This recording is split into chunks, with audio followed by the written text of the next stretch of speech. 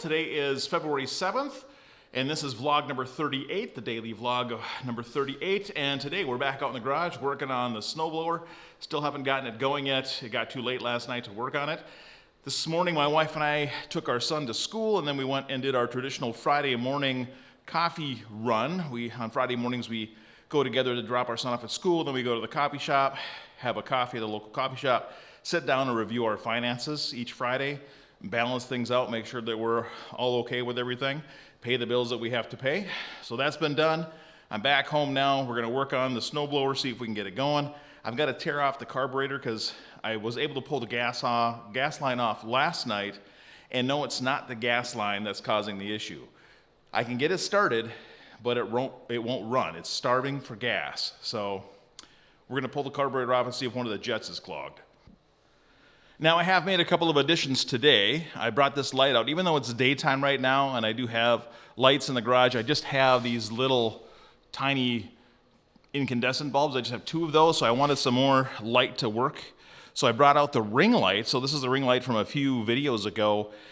Eventually, this is gonna go above my desk, and this will be the light that I use for vlogging. And then I brought out, you can kind of see it right there, the little heater that sits in my office.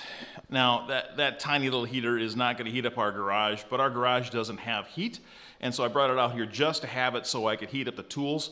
The metal tools are really cold, and so my fingers get cold really quick working out here, so I wanted to at least heat up the tools so I can keep my fingers warm as I'm working on the snowblower.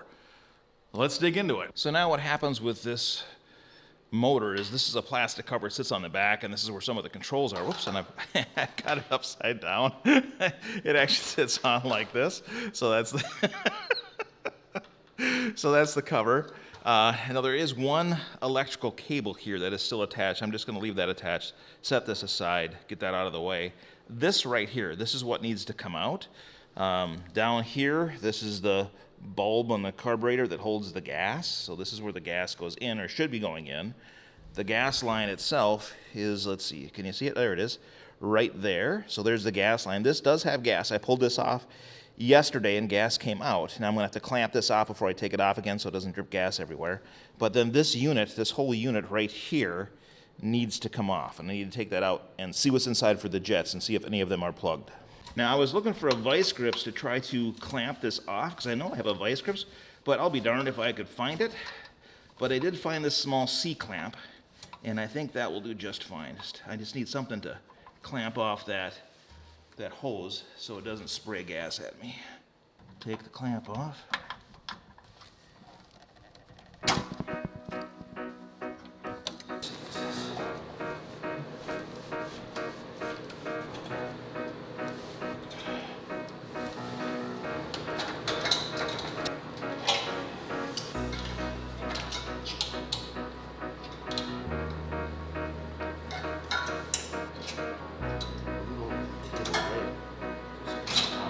This right here is the carburetor.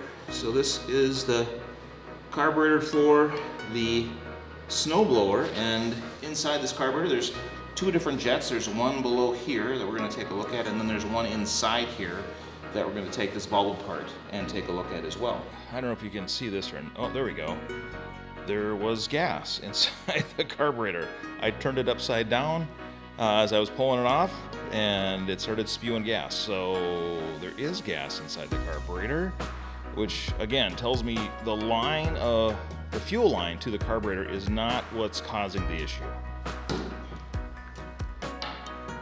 The reservoir that the gasoline sits in as it's going to the motor, that looks pretty clean. It doesn't look too bad at all in there. There's not a lot of gunk or anything in there.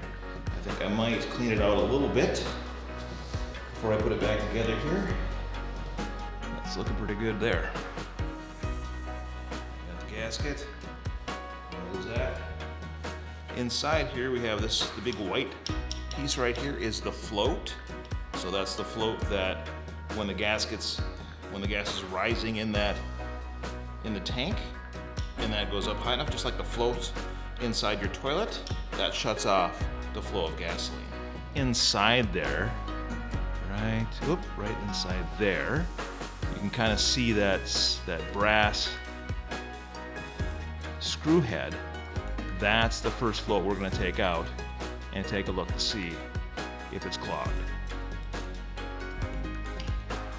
All right, this is not the right size screwdriver. Let me go see if I can find something that's going to fit better. All right, I found a screwdriver that is just the right size. If it was any wider, it would not have fit in there.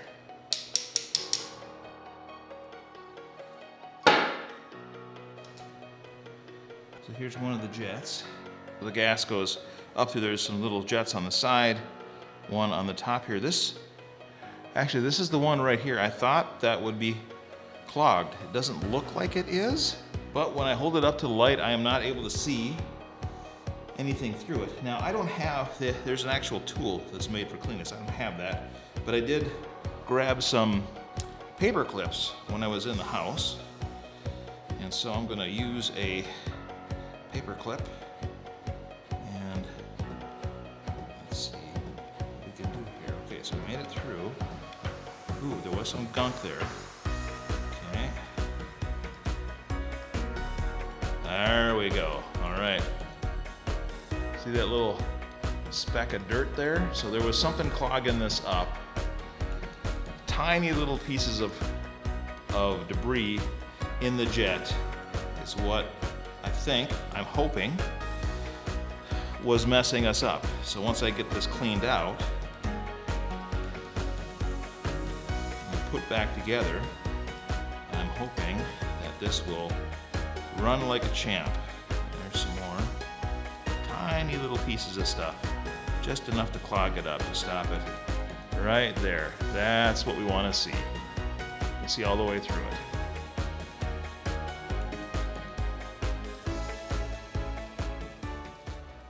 This one here is not a screw, it is just a plug. Yep, there we go. All right. Real debris down there. All right, now in this one where the debris would be is going side to side through that hole right there. This one looks actually good and clear. And it only goes one way, so those holes line up, so it pushes down in there, and then we'll screw that cap back in there, and this just holds that down so that doesn't come up. So it was like that when I started. It was like that when I started twisting. Okay. So it was like that when I started twisting it off. Okay. This guy, now that it's cleaned out, back to the side there. Just clean this guy off.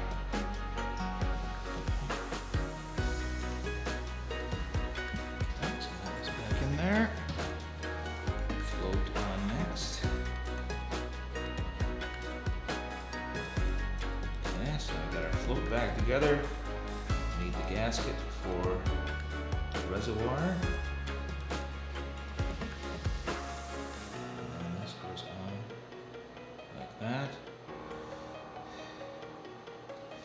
And I didn't point this out when we took it off, but the drain plug is on this side over here. So if you do need to drain this, and you should when in the off season, which may be the reason why I'm having to do this now, is because I did not drain this tank in the off season. I thought I had all the gas out of it because the gas tank itself was empty, but I'd be willing to bet I didn't get all of the gas out of there, and that's why we're having this problem today. So there it is. We've taken it apart, we've cleaned it up. We're gonna put it back on, and we will see what happens.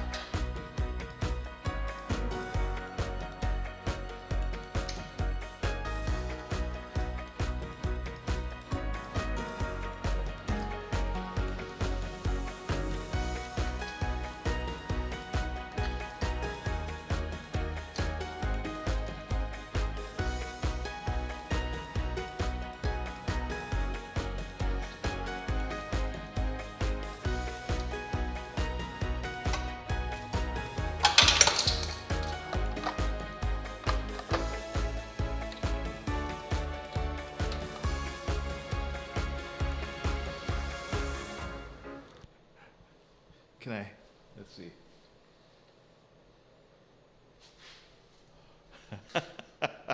It's just wearing my halo today. All right, I've got it back together, but before I finish putting in all the bolts, we're gonna give it a try and see if it will start and actually run.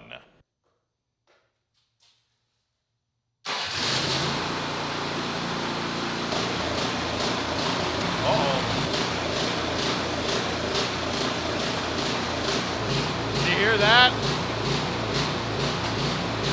It's running. But something still ain't right. It was running and it ran smooth for a little while, but then it started that brum, brum, brum, brum, brum, brum, brum. I don't know what's causing that, so I might have to do a little bit of research and see if I can figure it out. I think I may have figured it out. Did a little bit more research, watched a couple more YouTubes. Now, this piece right here, and I don't know if it's showing that hole, I thought that just needed to be cleaned, but there is, let's see if we can see that right there.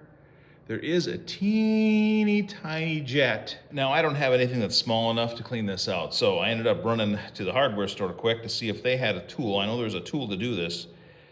They had a tool, or have a tool. I bought one. The problem was I can't see how small the cleaners are for the jets. So I don't know if this has one that's small enough for that. So I did also pick up just a wire brush, thinking maybe the wire brush would be small enough. I tried everything that I had around the house. Even the teeny tiniest little sewing needles that we had, they were all still too big. So I don't know if this doesn't work, what I could clean that out with. We'll have to see if this, hopefully this has got one on it that is small enough for that. But it is super tiny, that little tiny tiny jet. Ooh. Oh, I think so. I think we might have hit the jackpot. This has got some really small ones here. Let's see if the smallest one is one that will go in there. Yes. All right. I don't know if you can see, if I can show that or not.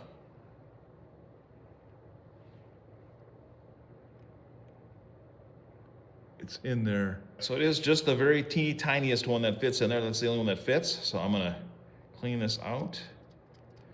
Then we're gonna put it all back together and we will see if it runs any better this time. Hopefully that's the piece I missed. If that's not the piece I missed and it still goes brum, brum, brum, brum, then I'm not sure. All right, now the other one, actually, I don't think I showed this when I was cleaning it before, but there is this little brass piece where I had the jet that goes in here. And actually, I don't think this is called the jet. I forget what this is called, but it's not, this is actually the jet. I think this is the piece they call the jet. I don't know, this is the screw that holds that piece in there. But this is the piece that sucks the gas up into that tube, and so this piece needed to be cleaned.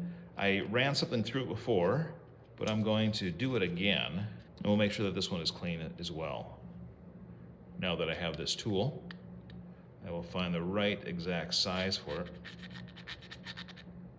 So I'm gonna throw it all back together, and then we'll give it another go. All right, we've got this doggone diggity dog ready to go again. I'm just gonna open up the garage door so I don't asphyxiate myself.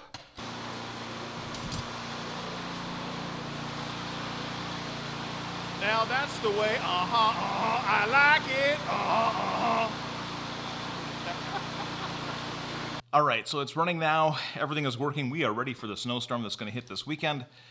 Originally, we were supposed to get 2 waves and up to about a foot of snow. It's been revised now, so 1 to 2 to 4 to 5 inches are the 2 waves that we're gonna get, and it was pushed back. It was supposed to start today at noon, but it's supposed to start sometime after midnight. But we've got the snowblower now, so regardless of how much snow we get. I don't have to shovel it this time around, and we can use the snowblower as we should. All right, a couple of corrections now. As I was working through that and explaining what I was doing, I used some incorrect terms, and so I want to correct those now. So the little brass piece that I screwed out with the screwdriver, that I had to go find the screwdriver to fit into that hole, that is called a jet. The tube above it, which I was calling a jet, is actually I think it's called an emulsion tube, if I'm remembering the term correctly now that I looked it up afterwards. And then the black little piece that I ended up having to run back to the auto parts store for a new tool to clean that one out, that was also called a jet. So there were two jets in an emulsion tube, all had to be cleaned out in order for the snowblower to run correctly. So all of them must have had some gunk somewhere in there at some point in time. So at least now I know what to do next time if I have the same symptoms. And next time, since I've done it a couple of times now with taking that carburetor on and off, it should be a quick and easy job. So I could do it probably in less than an hour now that I have the tools and I have the know-how.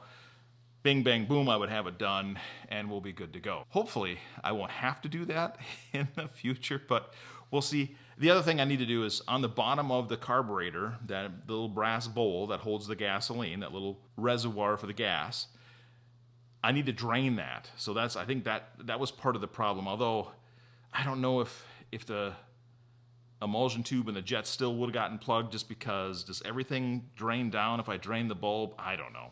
We'll see. We'll see what happens, but now I know. All in all, it took 2 trips to the auto parts store, one for the spray and then one for the tool today.